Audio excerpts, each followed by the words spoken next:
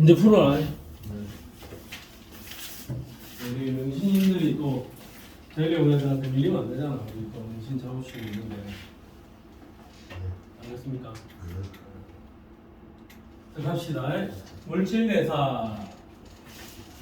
내가 제일 싫어하는 용어 중에 하나입니다. 물질대사. 느낌이 안 살아요. 물질대사라는 말을 읽었을 때 뭔지 느낌이 정확하게 안 와. 물질대사란 화학 반응입니다. 어디에서 일어나는 거? 생명체 내에서 일어나는 화학 반응을 물질대사라고 할 거고, 물질대사가 일어날 때는 에너지 출입이 있습니다. 흡수하기도 하고 방출하기도 합니다. 반응은 단계적으로 일어납니다.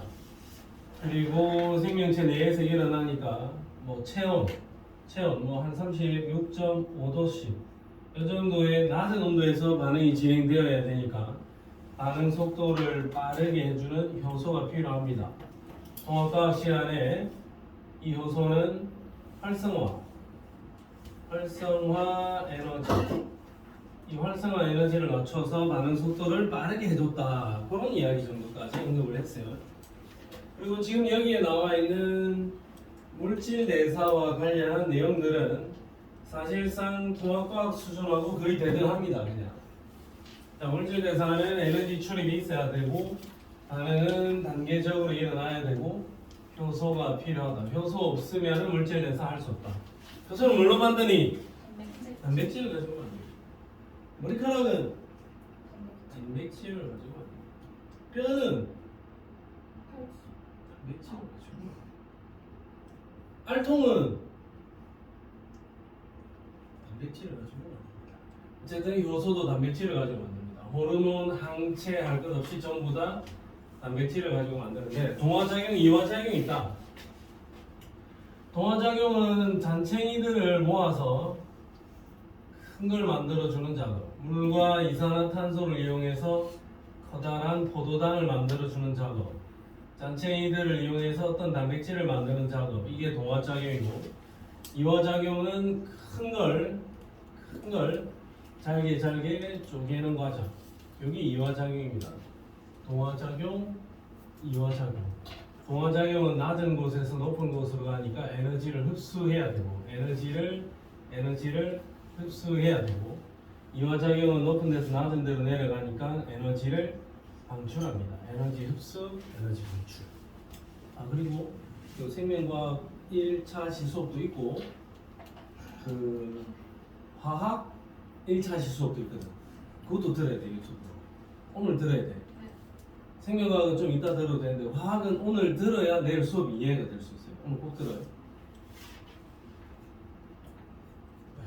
내일 뭐예요? 내일 화학. 내일 그 뭐지? 생명과학. 화학 어제? 내일 6시 반이고 그 면신고 연합팀 플러스 중앙고 1명, 상현여고 1명 이렇게 연합팀입니다. 여기 가서 화학을 들어야 되니까 반드시 오늘 유튜브를 꼭 듣고 와라. 자, 동화작용, 이화작용이 있습니다. 동화작용은 에너지를 흡수하면서 뭔가 큰 물질을 만들어내는 과정이고, 이화작용은 큰 걸 잘게 쪼개는 과정이다. 그 정도 내용. 에너지를 흡수하고 에너지를 방출합니다. 그 정도 내용까지. 뒷페이지 넘어갈까요? 그러면 자, 뒷페이지 넘어가서 세포호흡이 나오는데, 세포호흡이라는 것은 영양소를 분해하여, 호흡이라 해서 이게 뭐 단순히 숨 쉬는 게 아닙니다. 영양소를 분해해서 필요한 에너지를 얻어내는 과정이고, 영양소를 분해해서 에너지를 얻어내는 과정은 미토콘드리아에서 일어납니다. 미토콘드리아에서 영양소 대표주자 포도당과 산소가 반응을 해서 물과 이산화탄소로 바뀌게 되고, 포도당이 물과 이산화탄소로 바뀌는 거니까 거대한 덩어리인 포도당이 잔챙이 물과 이산화탄소로 바뀌는 거니까 이 과정에서 에너지를 방출하게 될 겁니다. 방출되는 이 에너지를 이용해서 우리가 생명활동하는 데 사용하자. 그럼 이 방출되는 에너지가 예를 들어서 포도당 하나를 태웠을 때 방출되는 에너지가 1000원이다라고 치면 포도당 하나를 태웠을 때 나오는 에너지가 1000원이다. 그러면 이 1000원은 지금 당장 사용하지 않으면 소멸될 가능성이 있습니다. 자, 소멸될 가능성이 있으니까 이 1000원이라는 에너지 중에서 66% 정도는 그냥 열의 형태로 그대로 방출을 하면 내가 저 에너지를 이용해서 체온 유지하는 데 사용하면 되고, 근데 내가 지금 포도당을 태워봤더니 지금 당장은 저 에너지를 다 쓸 수가 없을 것 같더라. 다 쓸 수가 없다. 그러면 어떻든 간에 내가 저장할 수 있는 형태로 저장을 해두자.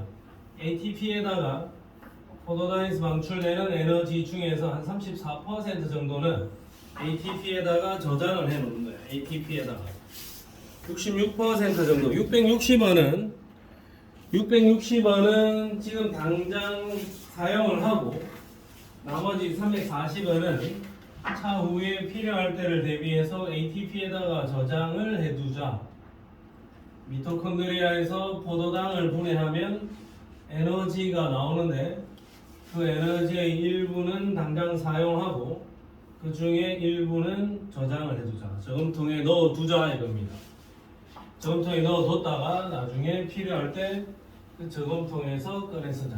지금 내가 저금통에 넣어두지 않으면 이 에너지는 소멸이 돼버릴 거니까 저금통에 잠깐 넣어두자 이겁니다. 그럼 내가 에너지를 저장해두는 저금통이 ATP야. ATP. 자, ATP라 하면은 A 아데노신, 트리플 P 인이죠. 포스포러스. 아데노신 트리플 포스포러스. 아데노신에다가 3개의 인산기가 붙어 있는 게 이게 ATP야.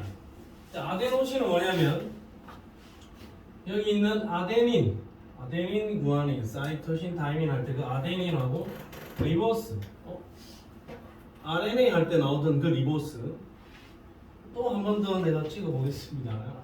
지금까지 나온 적은 한 번도 없지만 진짜 한 번 나와주라. 리보스 당입니다. 이거 분명히 당이야. 지금 우리가 알고 있는 당은 일반적인 당은 C6에 H 12개, O 6개, 얘 포도당인데 탄소 6개로 이루어져 있기 때문에 이런 아이들의 분류가 6탄당이에요. 6탄당. 근데 리보스는 하나, 둘, 셋, 넷, 5개의 탄소로 이루어져 있어서 얘는 5탄당입니다. 5탄당. 탄소 5개짜리 당. 어쨌든 리보스도 당이야. 지금 내가 8년째 강조를 하고 있지만 그 어느 학교에도 나온 적은 없습니다. 제일 동명 명신 사면 중앙 진양 다 해도 올해 한번 또 기대를 해보겠습니다. 리보스는 5탄당이야. 자, 그럼 이쪽에 있는 아데닌하고 리보스까지 묶어서 얘를 아데노신이란다. 자, 아데노신에 인산 이렇게 인산기가 3개 붙어 있으면 A, T, P. 아데노신에 인산기가 2개 붙어 있으면 ADP, 다이포스포러스. 아데노신에 인산 하나만 붙어 있으면 얘는 AMP, 아데노신 모노포스포러스. 얘는 1개. 다이면 2개, 트리플이면 3개 이렇게 되는 겁니다. 그럼 이게 ATP다 이거죠. ATP다. 자, 그러면 원래는 어떻게 생겼느냐? 아데노신에 P가 있고 P가 따로 있었어요. 그럼 내가 세포호흡을 통해서 포도당을 분해를 하면 포도당 속에 저장되어 있던 에너지 1000원이 나온다 이거야.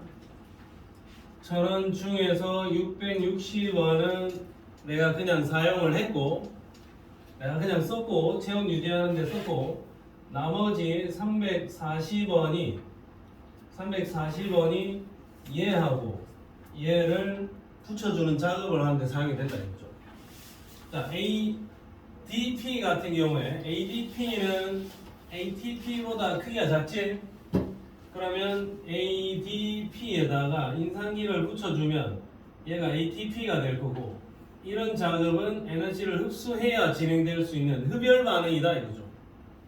그러면 내가 이 340원을 이용해서 이 인산과 인산기를 붙이겠다 이거죠. 그러면 A, P, P, P 이렇게 붙어버릴 거야. 그러면 얘가 ATP가 되겠죠. ADP와 따로 떨어져 있던 인산기를 결합을 시켜주면 ATP가 될 거고, 내가 사용한 340원이라는 이 돈은 여기에 들어가 있을 거다. 이 결합 안에 340원이 쏙 들어가 있을 거다 이거죠.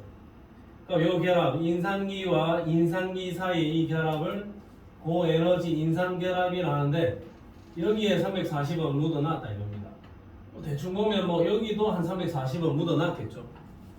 그러면 포도당을 분해했을 때 나온 에너지 사용하고 나머지 잔챙이를 고에너지 인산결합을 하면서 만들어 놨다. 그럼 나는 고에너지 인산결합을 통해서 저기 있는 340원을 여기 저금통에다 넣어 놓은 거죠.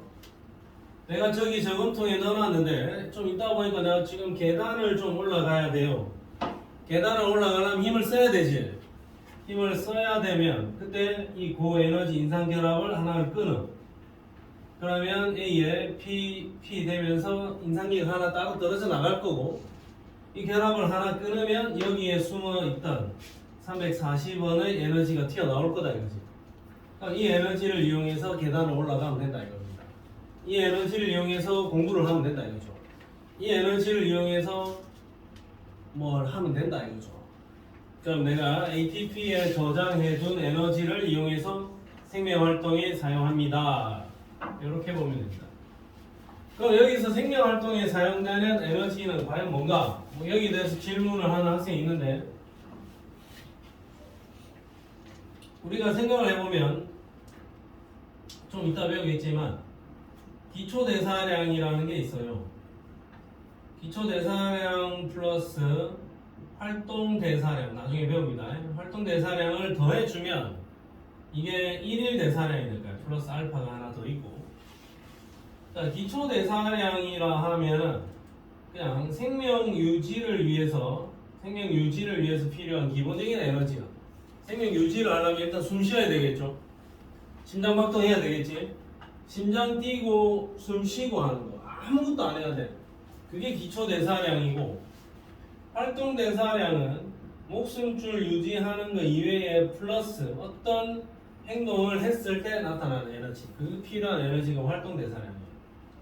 그러면 생각할 때 생각하는 거는 뭐고? 이 생각은 기초야 활동이야?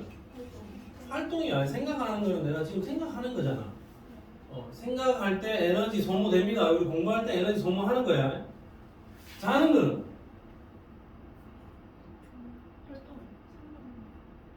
그래서 이런 이야기를 하는 사람이 있어요. 자는 거는, 내가 어떤 학생이 이런 질문을 하더라고. 자는 거는 활동입니다. 잠자는 건 활동이야. 왜냐? 잠을 안 잔다고 해서 당장 죽는 건 아니잖아. 심장이 안 뛰면 어떤 놈? 당장 죽는 거야. 숨 안 쉬면 당장 죽는 거야. 근데 잠은 안 자도 살 수 있습니다. 잠을 안 자서 죽는 게 아니라 잠을 안 자게 되면 뭔가 몸에 문제가 생겨서 죽는 거지, 잠을 안 잤기 때문에 잠을 안 자면 죽는다, 그건 아니라고.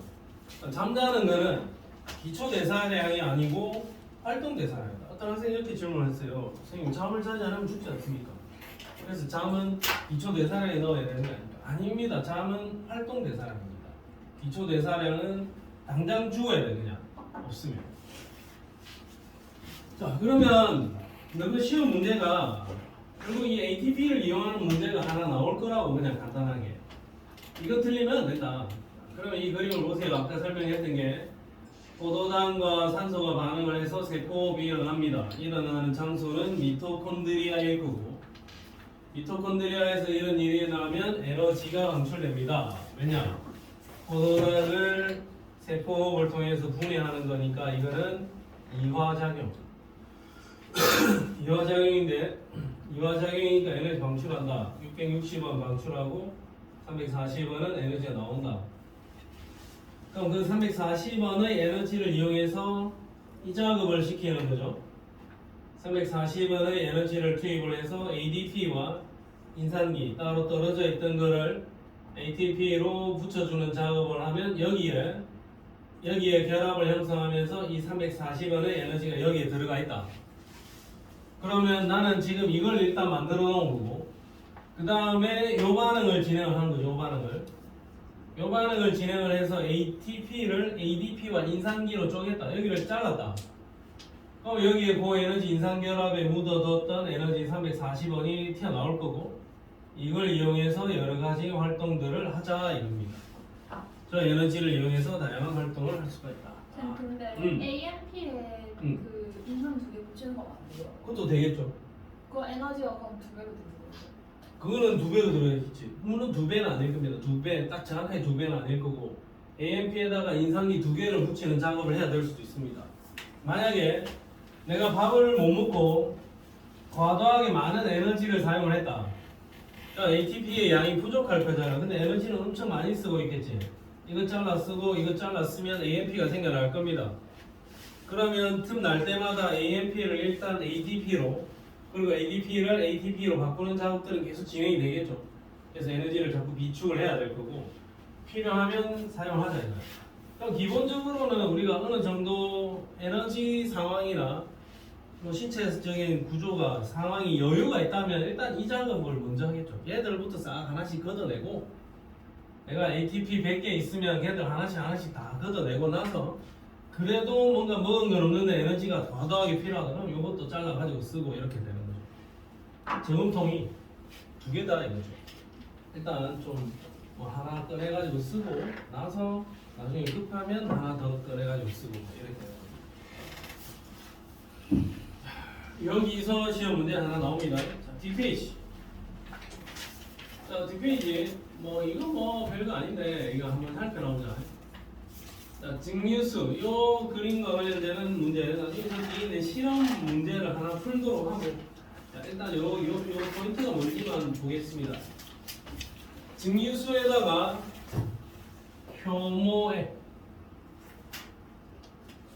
효모는 아마 포도당을 발효시켜주는 물질일 겁니다. 포도당을 발효시켜주는데 증류수에는 아무것도 없으니까 효모액을 넣어봤자 아무런 변화 없습니다. 자, 음료수 A는 기체가 많이 발생을 했고, 음료수 B는 뭐 조금 발생했고, 음료수 C는 여기 발생 안 했고, 음료수 D는 좀 많이 발생을 했죠. 그러면 2번 실험에서 뭔가 제일 많은 양의 반응이 진행되었다라고 보면 되겠죠. 그리고 지금 기본적으로 우리가 알고 있는 이 효모라는 것은 당을 분해해서 뭔가 반응을 시켜주는 거야. 그래서 기체가 막 발생을 했는데, 우선 이 기체가 발생을 하면 처음에 나는 이 공간에다가 액체를 이렇게 가득 채워놨다고. 액체를 가득 채워놨는데 여기서 기체가 발생하면 기체가 요 위로 가서 이 윗공간을 기체가 차지하겠죠. 그러면 여기 윗공간에 기체가 차지하게 되고 여기 액체가 놓여있겠지. 그러면 기체가 발생을 많이 하면 많이 할수록 얘가 더 밑으로 내려갈까 얘가. 그러면 기체가 많이 발생할수록 끝이 막혀있는 맹관부의 이 수면, 용액의 높이는 낮아질 겁니다. 기체가 많이 발생할수록 이 수면의 높이는 더 많이 낮아질 거예요. 그럼 얘는 뭐 이 정도 낮아지면 얘는 이 정도 낮아지고, 얘는 조금 낮아지고, 얘는 적당히 많이 낮아지고 이렇게 되겠죠. 기체가 발생하면 맹관부의 수면의 높이, 수면이라고 하면 될지 모르겠지만 어쨌든 그 용액의 높이는 낮아집니다. 그거 혹시 포인트로 잘 보고. 그러면 이 기체가 뭔가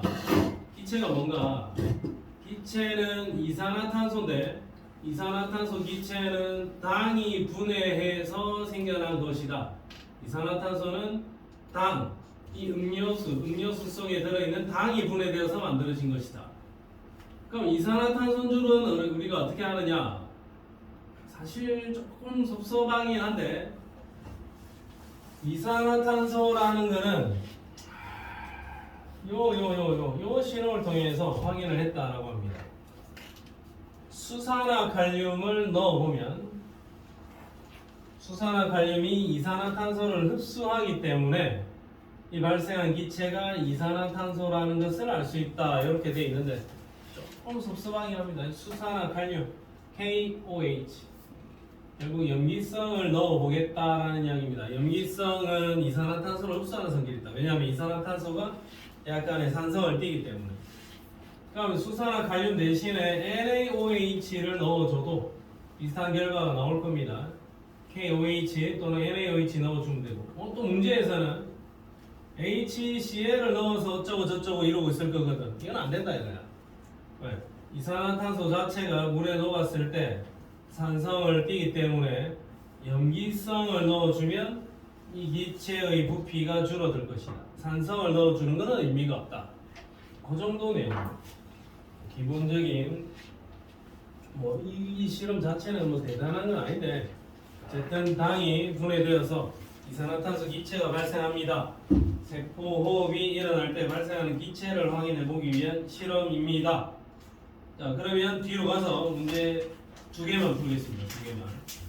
ATP 합성하는 과정 그 내용들 풀겠습니다. 11번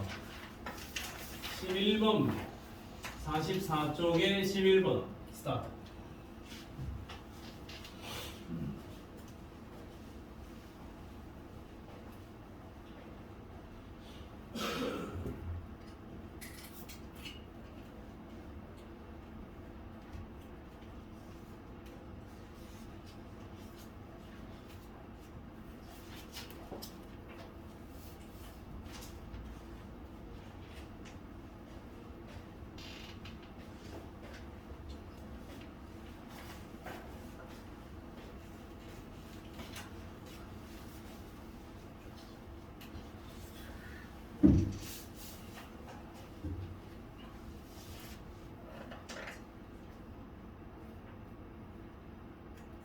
우리 명신고 에이스 영재 예? 몇 번? 5번. 5번. 우리 제일여고 에이스 은채 5번. 오케이. 중앙고 에이스 서하 맞지? 5번. 자, 세포호흡이 일어나면은 기억 과정, 세포호흡을 통해서 기억 과정, 이 과정이 활발하게 일어날 겁니다. 포도당이 분해될 때 일부는 64%는 체온 유지에 당장 사용이 될 겁니다. 여기로 넘어와서 ATP를 만드는 과정은 34%고 ATP에 저장된 에너지는 다양한 생명 활동에 이용됩니다. 자, 지금 자네들 초보니까 아주 간단한 문제가 나와 있습니다. 자, 아까 맹간부에 모여있는 기체에 관련되는 실험 문제는 45페이지에 하나 있긴 하나 그 문제는 너무너무 어렵하네. 너무너무 어렵해서 그 문제는 안 되겠고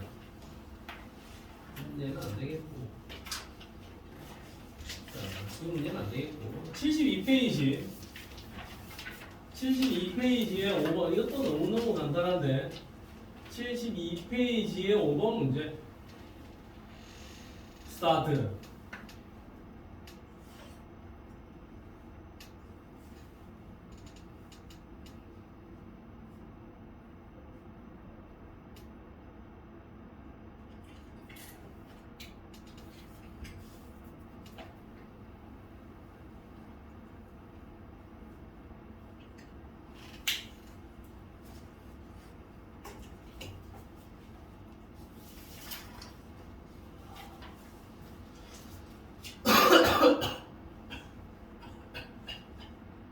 조석변이 그 조작되는 걔네 그거거든요.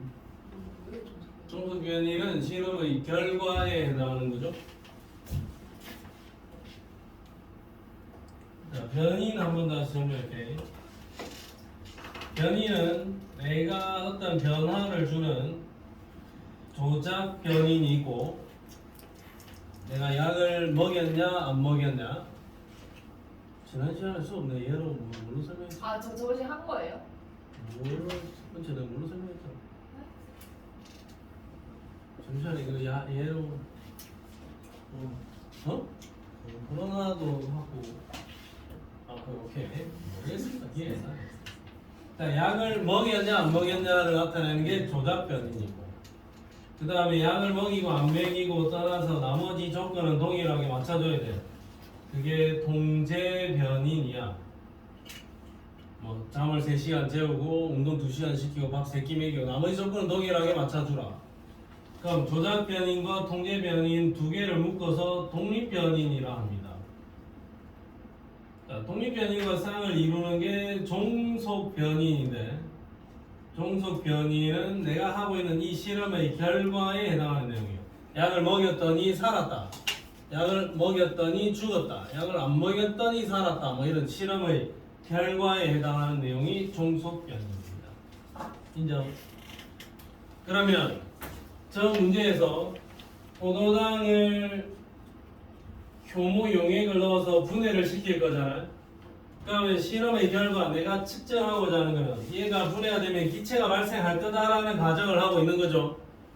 그러면 맹강부에 모인 기체의 부피를 측정한다. 이게 실험의 결과잖아.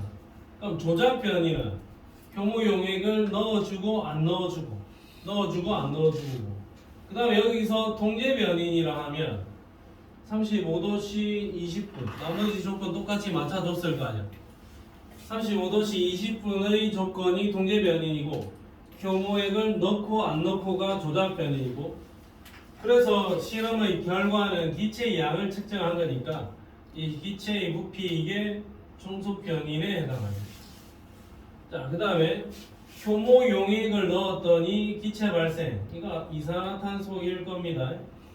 그러면 효모 용액이 포도당을 분해할 수 있는 요소를 가진 것 같고, 자, 그 다음에 맹관부 수면의 높이, 이게 조금 헷갈리더라고 애들이.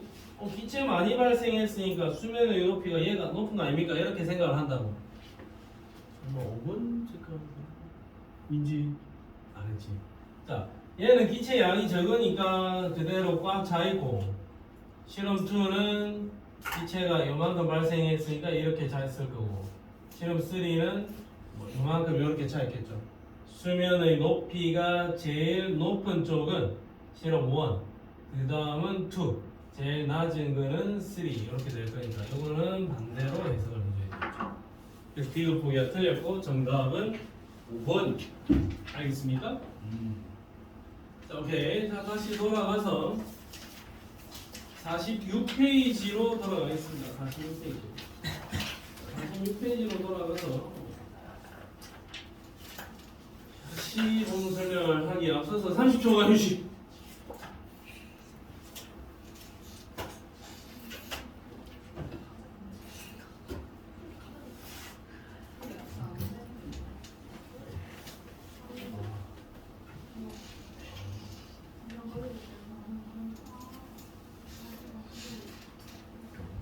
다음 시간에 좀 빡칠 수도 있지만 신경 전달하고 근수축하고 한 방에 끝낼 겁니다. 2시간짜리 수업하면서.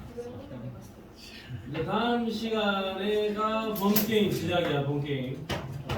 그리고 다음 시간에 배우는 내용이 자네들 중간고사의 최대 승부처야.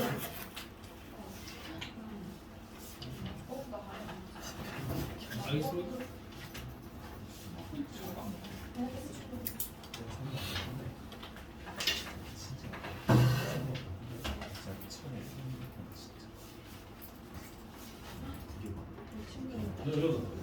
저기 있다고. 니왜 깨졌냐고. 얘 별년만 깨진 줄 알았네.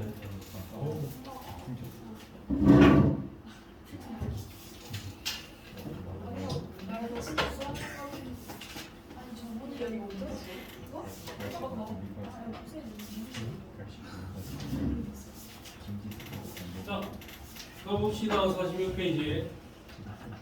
46페이지는 소화, 순환, 호흡, 배설, 소화, 순환, 호흡, 배설이 쭉 나오는데, 이 부분은 뭐 중학교 2학년 때 소화, 순환, 호흡, 배설 해가지고 막 디테일하게 막 외웠었죠. 생명과학 5원에서 중학교 2학년 때 배운 게 거의 그대로 나오고 있는데 중학교 2학년 때만큼 막 자세하게 배우지는 않습니다. 중학교 2학년 때는 그거 혈액 순환 할 때 체순환, 폐순환, 뭐 무심방, 무심실, 좌심방, 좌심실 뭐 이러면서 외웠지. 그런 거는 안 물어볼 것 같다. 안 물어본다. 진짜 그거는 우리 중학생이나 외워라 하고 우리는 뭐 외울 게 아니잖아요. 여기 소화순환, 호흡, 배설이야. 그러면 세포 호흡을 하는데 필요한 물질이 뭐냐? 세포 호흡을 할 때는 영양소가 필요합니다. 영양소가. 그 영양소는 대부분 뭐 포도당의 형태겠지만 어쨌든 영양소와 산소가 필요합니다. C6에 H12개, O 6개, 포도당은 6개의 산소 기체랑 반응을 해서 6개의 이산화탄소와 6개의 물 분자가 되면서 이 과정에 에너지 방출합니다. 이 반응이 포도당이라는 이 에너지원을 산소를 이용해서 분해하는 거니까 이게 세포호흡이고, 세포호흡에 필요한 물질은 영양소와 산소인데 영양소는 소화계를 통해서 몸속으로 흡수가 됩니다. 소화계에서는 녹말, 단백질, 지방 같은 이런 3대 영양소는 분자의 크기가 크기 때문에 분자의 크기가 작은 영양소로 분해해서 체내로 흡수합니다. 그래서 중학생들은 얘가 어디로 가서 호르몬이 소화 효소가 뭐가 나와가지고 어쩌고 저쩌고 저쩌고를 디테일하게 외웠는데 우리는 그래도 고등학생이니까 이 그림만 간단하게 보겠다고. 자, 녹말이 분해되면 포도당이 되고 단백질이 펩신, 트립신, 펩티데이스에 의해서 아미노산으로 분해되고 지방은 라이페이스에 의해서 지방산과 모노글리세리드로 분해가 됩니다. 그럼 우리가 중학교 때 디테일하게 다 외웠던 거고. 지금 우리는 이 정도만 알자 이거죠. 포도당하고 아미노산. 포도당하고 아미노산은 소장의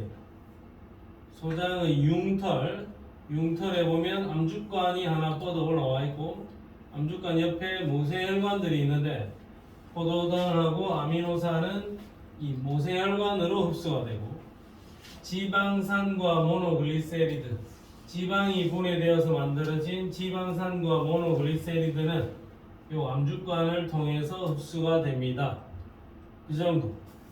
지방산과 모노글리세리드는 암주관으로, 포도당과 아미노산은 모세혈관으로. 포도당과 모세혈관은 물에 잘 녹는 수용성이다. 수용성이라서 혈관에 쉽게 녹아 들어갈 수가 있고, 지방산과 모노글리세리드는 물속에 잘 녹지 않는 지용성이다.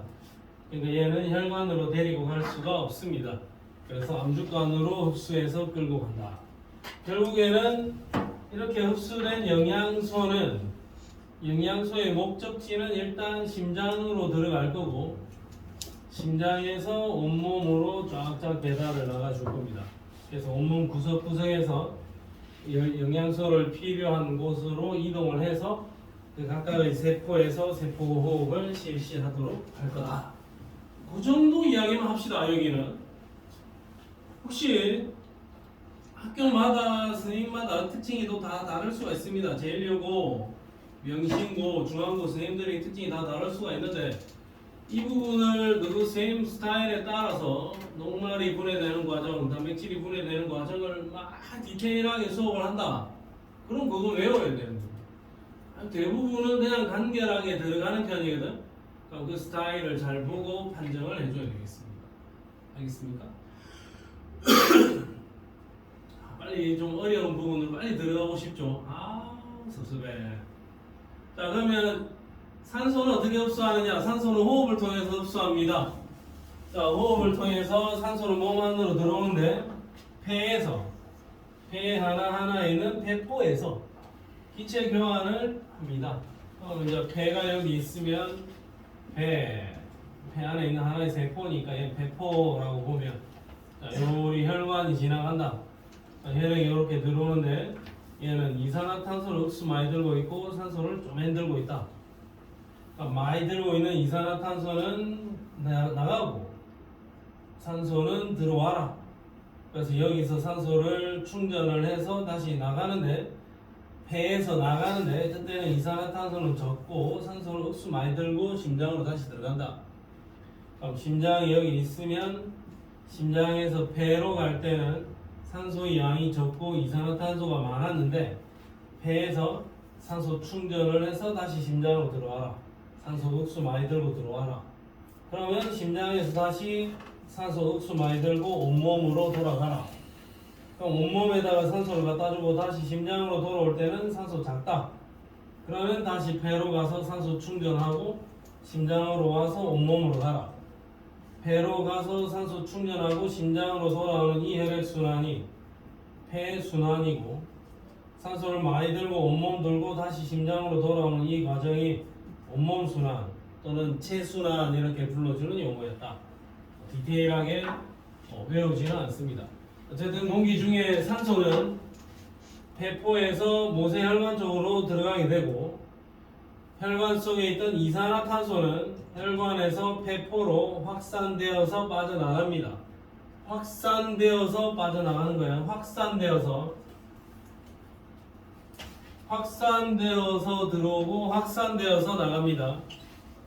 중학교 1학년 교과서에 확산이라는 용어의 정의를 어떤 입자가 스스로 운동하여 퍼져나가는 현상, 그걸 확산이라고 적어놨어요. 그러니까 입자가 스스로 운동하여 퍼져나가는 현상이 확산이니까 얘는 전혀 ATP를 소모하지 않습니다.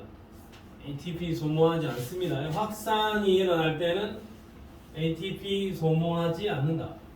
자, 그럼 확산이라는 게 이런 거야. 농도가 높은 쪽에서 농도가 낮은 쪽으로 물질이 이동한다. 요거 확산입니다. 확산. 예를 들면 높은 산에서 밑으로 내려가듯이 많았는데 작은 곳으로 간다. 이거 스스로 퍼져나가는 현상. 이거 확산이야. 확산이 일어날 때는 ATP 소모하지 않습니다. 자, 근데 여기는 농도가 많았고 여기는 농도가 작았다. 우리가 일반적으로 농도가 높은 쪽에서 농도가 낮은 농도가 높은 쪽에서 농도가 낮은 쪽으로 이동하는 건데 농도가 낮은 쪽에서 농도가 높은 쪽으로 이렇게 역으로 치고 올라갈 수 있어요. 마치 자모진 산 꼭대기로 물질이 이동하는 것처럼 낮은 곳에 있던 아이가 높은 곳으로 이동하는 것처럼 이렇게 퍼져나가는 현상이 있어요. 저농도에서 고농도 쪽으로 이 물질이 직접 이동하는 현상, 이거를 처음 들어보죠. 이걸 능동수송이라 합니다. 또 기억해 주세요. 이걸 능동수송이라 한다. 물질이 직접 이동하는 거예요. 그 누구가 통합과학 시간에 배웠던 삼투하고는 다른 겁니다. 삼투는 저농도 쪽에서 고농도 쪽으로 물질이 이동하는 게 아니고 삼투는 저농도에서 고농도 쪽으로 물이 이동하는 거고 저농도 지역에서 고농도 지역으로 이 물질이 직접 이동하면 이건 능동수송이라고 하고 이건 마치 저 낮은 곳에 있던 에너지가 낮은 곳에 있던 물질이 에너지가 높은 곳으로 역으로 치고 올라가는 과정이니까 이거는 그냥 공짜로 일어나는 일이 아니다 이거죠. 이 과정이 일어나려면 얘는 ATP 소모합니다. 능동수송은 ATP를 소모하고 확산은 ATP를 소모하지 않는다. 근데 폐에서 일어나는 기체 교환은 확산이다. 폐에서 일어나는 기체 교환은 확산이기 때문에 전혀 에너지를 소모하지 않습니다. 오케이. 자, 뒷페이지. 자, 모세혈관 여기로 와서 폐포 쪽으로 이산화탄소를 주고 폐포에서 산소를 받아옵니다. 그러면 이 혈관은 산소를 충전을 해서 심장으로 들어가면 됩니다. 오케이. 그 다음에 영양소와 산소는 누구를 타고 이동하느냐? 누가 영양소와 산소를 이동시켜 주느냐? 순환계에서 영양소와 산소를 이동시켜 줄 건데, 영양소는 혈장을 통해서 이동을 하고, 산소는 적혈구를 타고 이동합니다. 적혈구 열차를 타고 이동한다. 산소는. 자, 혈액을 한 통, 피를 한 통 받아가지고 원심 분리를 시켜보면 이 혈액이 두 개의 층으로 분리가 되는데, 이 아래쪽은 빨간색이고 위쪽에 있는 이 혈액은 맑은 물이야. 그러면 이 위쪽에 있는 이 맑은 물을 혈장이라 하고, 이 아래쪽에 있는 빨간색 피를 혈구라 할 겁니다. 물론 혈구에는 적혈구, 백혈구, 혈소판이 있고, 혈장은 대부분 물이야. 제일 많은 양을 차지하는 건 물이고, 혈장 속에 영양소들, 항체, 호르몬, 효소, 비타민 등등등은 전부 다 혈장에 실려 다닙니다. 그러면 저기 있는 영양소는 혈장을 통해서 이동합니다. 혈장. 여기에 묻어서 간다. 물에 녹아서 이동하는 거고. 산소는 혈구를 타고 가는데, 그 중에 산소를 이동시켜주는 혈구는 적혈구다. 구체적으로는 적혈구 속에 있는 헤모글로빈인데, 적혈구 열차가 있으면 얘의 1차적인 주인은 산소기체입니다. 산소기체가 들러붙어서 적혈구 타고 다니는 거야. 산소기체가 적혈구를 타고 다닌다. 영양소는 혈장을 통해서 이동합니다. 그래서 그 정도만 하고, 자, 지금 여기서 혈액의 흐름, 적혈구 타고 산소 이동합니다. 영양소는 그냥 혈장 타고 이동을 합니다. 그 정도 이야기가 되네요. 다른 이야기는 없나? 네.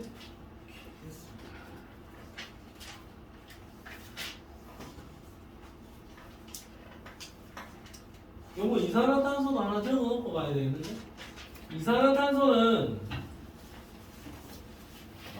이 세포를 통해서 이산화탄소가 생겨날 거니까, 이산화탄소 같은 경우에는 혈장 타고 다닙니다. 혈장을 타고 다니는데, 혹시 적혈구 열차가 좀 비어 있으면, 그러니까 산소가 충분치 않은 상황이라면 얘는 적혈구도 타고 다닙니다. 근데 산소 들어오면 적혈구는 산소한테 자리는 적혈구의 주인은 누구라고요? 산소기체입니다. 적혈구 주인은 산소다. 그 정도까지 한번 체크를 해놓고, 자, 뒷페이지 좀 갑시다. 노폐물.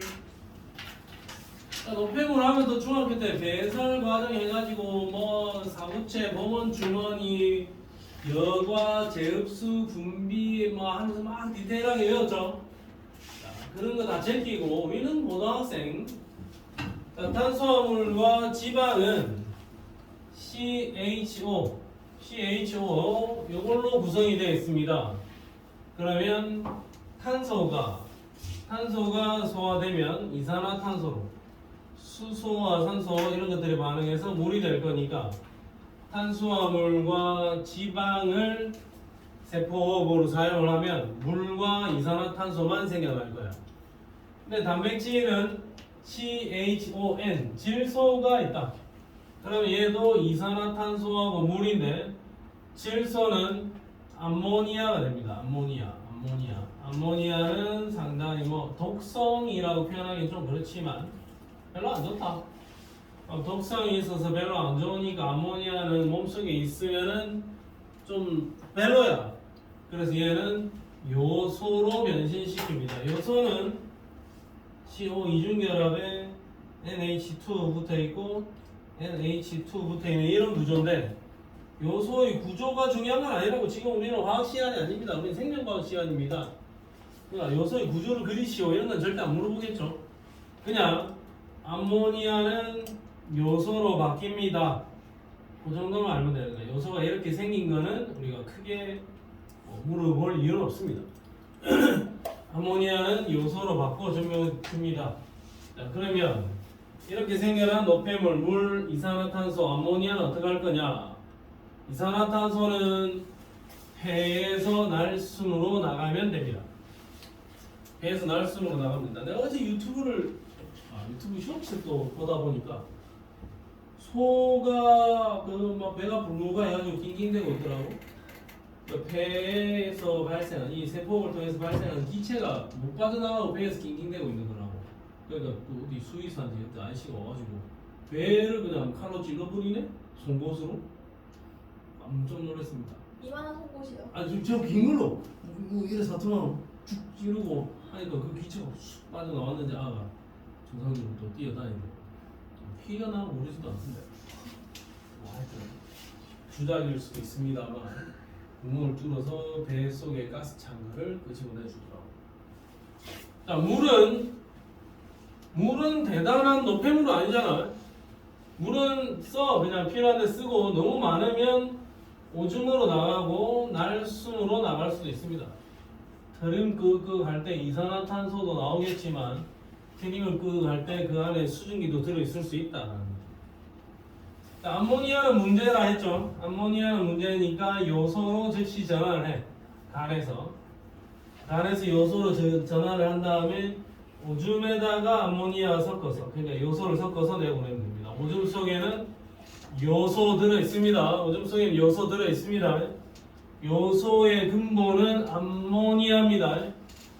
암모니아는 NH3인데 암모니아는 물하고 반응을 하면 NH4OH 되면서 암모니아가 물속에 녹아 들어갔을 때는 염기성을 띠게 됩니다.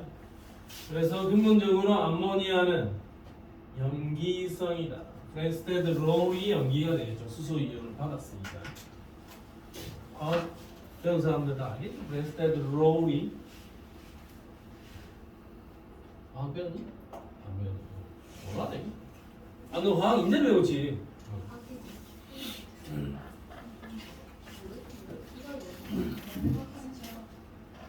응? 예? 뭘 알았다고? 자, 암모니아는 어쨌든 요소로 바꾼 다음에 오줌으로 내보내. 오줌으로 나갈 때 여과 제흡수 분비 막 이래 했잖아요. 여과 제흡수 분비 막 했는데 그건 우리는 안 물어본다. 그리고 생명과학 5원에서는 오줌과 관련되는 이야기는 저 3단원 뒷부분에 항이뇨 호르몬에 의해서 오줌의 양, 오줌의 농도, 삼투압 조절할 때 그때 조금 다시 나올 겁니다. 어쨌든 요소가 오줌에 있고 요소는 염기성입니다. 암모니아가 염기성이다. 암모니아가. 오케이, 굿잡. 자, 됐습니다. 이 뭡니 이거는. 자, BTB 색깔 어찌되노? BTB 노 초파 맞나? 노 초파 산성, 중성, 염기성 뭔지 알지? 아니 오줌을 넣었더니 이게 무슨 색이냐? 예? 오줌 노란색 지금 맞지? 지금 저게 비타민 많이 먹는데. 아닌데 잠깐만. 근데 책을 아니 내가 우리 눈으로 판단하면 안 돼요.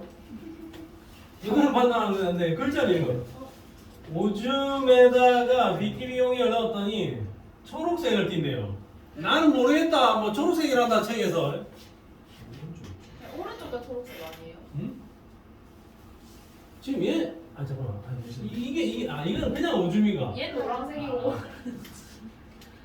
이건 그냥 오줌인데 이게 BTB 용액 아직 안 넣었다. 이건 그냥 오줌이야. 얘가 어제 바카스를 한 3병 정도 먹은 아이가. 바카스 많이 먹은 아이인데 얘는 그냥 오줌이야. 오줌에다가 BTB만 넣어놓은 상태지. 그러니까 오줌에다가 이 생콩즙이 또